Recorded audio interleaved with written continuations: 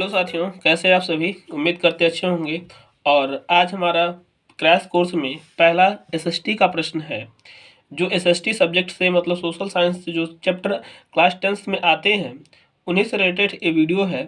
और इसमें मतलब हम ये करवाने वाले हैं कि जो बहुविकल्पीय प्रश्न जो 20 नंबर के आते हैं तो उन्हीं को लेकर मैं मतलब क्वेश्चंस को बनाया हूँ। और वे क्वेश्चंस जो हैं आपके एग्ज़ाम में हमेशा से पूछे गए हैं और उसी से रिलेटेड ये क्वेश्चंस हैं जो इस बार भी एग्ज़ाम में आएंगे। तो अगर आपके नज़र में क्वेश्चन जब आएंगे तो आप ज़रूर एक क्वेश्चंस को करके आएंगे। मेरे चैनल का नाम अभी भैया ऑफिशियल है, तो इसको प्लीज़ आप लोग लाइक शेयर सब्सक्राइब और एक दूसरे को शेयर करिएगा ताकि आपका ही भला हो सके और दूसरे का भी भला हो सके, ठीक है ना। तो बहुविकल्पीय प्रश्न में चलते हैं। हम पहला प्रश्न लेते हैं कि फ्रांस में गणतंत्र की घोषणा किस वर्ष हुई थी, ठीक है ना। ऑप्शन आपके पास में है 1815 ईस्वी, 1830 ईस्वी, 1848 ईस्वी और 1806 ईस्वी, ठीक है ना। तो इन क्वेश्चनों के अगर ऑप्शन अगर देखा जाए तो आप अगर पढ़े रहेंगे तो आपको मतलब इस प्रश्न में आपको मतलब आंसर इनके आसानी से मिलेंगे। अगर आप जैसे कि क्रैश कोर्स का मतलब होता है कि वन टाइम में एक ही बार में रिवीजन करना होता है, ठीक है ना। तो देखिए पहला क्वेश्चन का जो आंसर होगा वह 1848 होगा। क्या है? 1848 होगा। यह देखिए 2020 में यह क्वेश्चन पूछा गया है, ठीक है ना। आने की संभावना जो है 2025 में हम करते हैं कि ये क्वेश्चंस जरूर आपके एग्जाम में आएंगे। यूपी बोर्ड के इस क्वेश्चंस जो आपके एग्जाम में पूछे जा रहे हैं, ठीक है ना। नेक्स्ट क्वेश्चन आपका है कि यंग इटली सोसाइटी का संस्थापक कौन था, ठीक है ना। आपके पास ऑप्शन है गैरिबाल्डी, बिस्मार्क, काउर या फिर मेजनी। तो इसका आंसर अगर देखा जाए तो अगर आपने चैप्टर को पढ़ा होगा तो जरूर इसका आंसर आप कर पाएंगे। तो इसका आंसर जो होगा वह क्या होगा, वह मेजनी होगा। कौन सा आंसर होगा, तो वह मेजनी होगा। ये मतलब यंग इटली सोसाइटी का संस्थापक कौन था, तो वह मेजनी था। और मेजनी यहाँ पर ऑप्शन डी में मिलता है, इस पे आप टिक करेंगे। Clear, okay. चलिए नेक्स्ट क्वेश्चन पे हम बढ़ते हैं। जस्ट देखिए आपको हम बताते चलते हैं कि यह क्वेश्चन जो है 2023 में भी आया था और 2024 में आया है। तो आने की संभावना 25 में बनती है। मैं 100% गेस नहीं करता कि क्वेश्चंस आपको मिलेंगे, लेकिन कहने का मतलब ये है कि मैं कोई पेपर तो सेट किया नहीं हूँ कि मैं आपको बता सकता हूँ कि यही क्वेश्चंस आएंगे। ऐसा नहीं है, ऐसा जो टीचर बोलता है बेवकूफ़ है, ठीक है ना।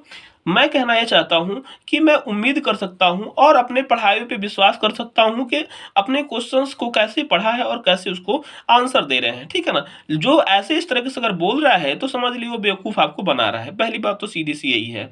मैंने कहा कि मैं क्वेश्चंस जो बता रहा हूँ वह क्वेश्चंस आपको एग्जाम में आने के 100% चांस बनते हैं, मैंने ऐसा बोला, ठीक है ना। चलिए नेक्स्ट क्वेश्चंस आते हैं। और देखिए यह 2023 और 24 में पूछा भी गया है, ठीक है ना। तो इसमें कोई दो राय नहीं है।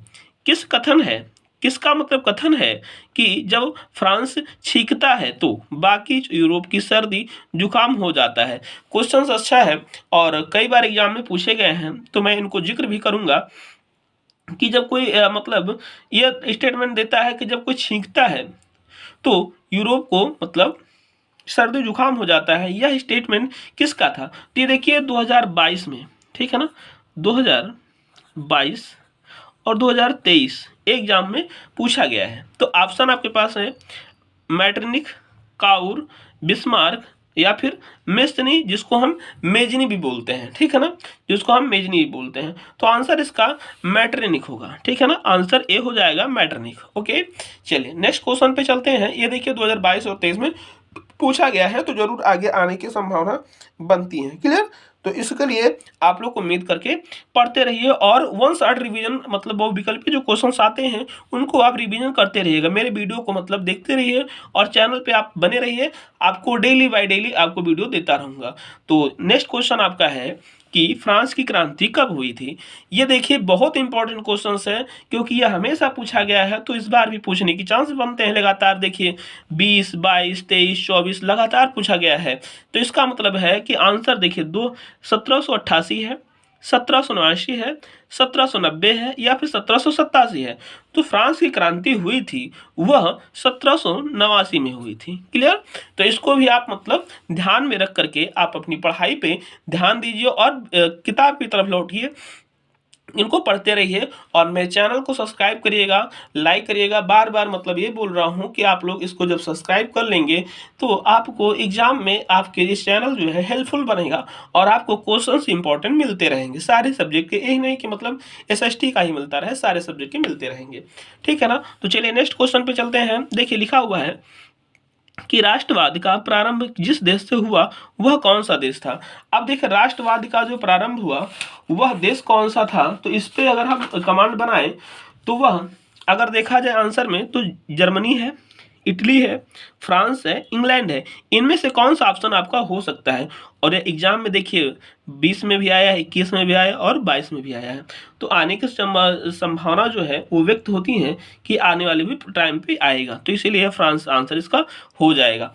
क्या हो जाएगा इसका? सी ऑप्शन फ्रांस हो जाएगा। ओके चलिए, हम इसलिए बोर्ड पर इसलिए नहीं बता रहे हैं क्योंकि मतलब लिखने में टाइम ज़्यादा जा रहा था, मैंने इसलिए इसको कॉपी पे लिखा और मैंने आप लोग को सीधा कराने का फैसला किया। ठीक है ना। चलिए जर्मनी, नेक्स्ट क्वेश्चन आते हैं कि जर्मनी के एकीकरण में मुख्य भूमिका किसकी रही है। भाई ये भी बहुत इंपॉर्टेंट है, लगातार 21, 22, 23, 24 मतलब क्वेश्चंस बन रहा है, तो आने की संभावना 25 में बनती है। तो आप लोग प्लीज मतलब इस क्वेश्चंस को दिमाग में रख करके अपने पढ़ते रहिए और एक दूसरे को शेयर करते रहिए कि जो आपकी तरफ से और भी बच्चे जो इधर उधर भटक रहे हैं तो भटके नहीं, वो डायरेक्ट इस चैनल पे आएँ और अच्छे से इस वीडियो को एंजॉय करें और देखें। ठीक है ना। ज़्यादा ओवरलोड नहीं लेना है, आराम से मस्ती से पढ़ाई करना है। कोई ज़्यादा ओवर थिंकिंग, ना ज़्यादा सोच लपेट कुछ नहीं होना चाहिए। सीधा सा अपना दिमाग एक फोकस अपने टारगेट पे मतलब पढ़ाई पे होना चाहिए। ठीक है ना। तो जर्मनी के एकीकरण में मुख्य भूमिका किसकी रही है, तो आंसर इसके पास है auto von Bismarck, Kaizer William या हिटलर या फिर मेस्नी। तो देखिए आंसर इसका अगर हम देखें तो यह हो जाएगा ऑटो ऑन बिस्मार्क। ठीक है ना। ऑटो ऑन बिस्मार्क यह आंसर हमारा हो जाएगा। क्लियर। और देखिए यह जो एग्जाम में मतलब 21, 22, 23, 24 लगातार पूछा गया भाई साहब, तो आने की संभावना बनते हैं। क्लियर। तो इसीलिए आप लोग हमेशा की तरह से एकदम इंपॉर्टेंस क्वेश्चन चलते रहिएगा। क्लियर। आते हैं, नेपोलियन का संबंध किस देश से था। ठीक है। नेपोलियन का संबंध किस देश से था, नेपोलियन का संबंध किस देश से था। ऑप्शन आपके पास है जर्मनी, इटली, फ्रांस या फिर इंग्लैंड।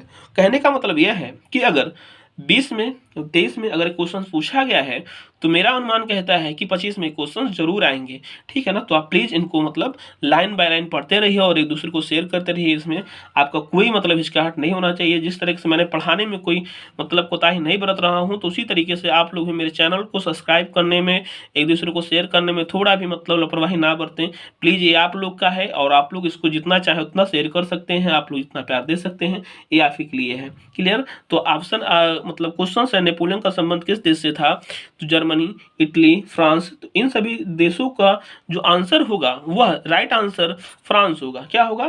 फ्रांस होगा। कि नेपोलियन किस देश का था, तो नेपोलियन जो था वह फ्रांस देश का रहने वाला था। क्लियर। अच्छा ठीक है। नेक्स्ट क्वेश्चन आते हैं कि मतलब इटली का एकीकरण किसके नेतृत्व में किया गया था। भाई साहब ये क्वेश्चन भी कई बार मतलब एग्जाम में आकर के बॉन्डर किया है। ठीक है ना। तो इस बार आने के चांस जरूर बनते हैं। आंसर आपके पास मतलब कौन सा होगा, चलते हैं देखते हैं। गैरीबाल्डी, बिस्मार्क, नेपोलियन या फिर विलियम। आंसर एक बात बताइए, इटली का जब आपने चैप्टर पढ़ा होगा तो यहाँ मतलब आपको जरूर लगा होगा कि यह आंसर जो है वह गैरीबाल्डी होगा। क्या?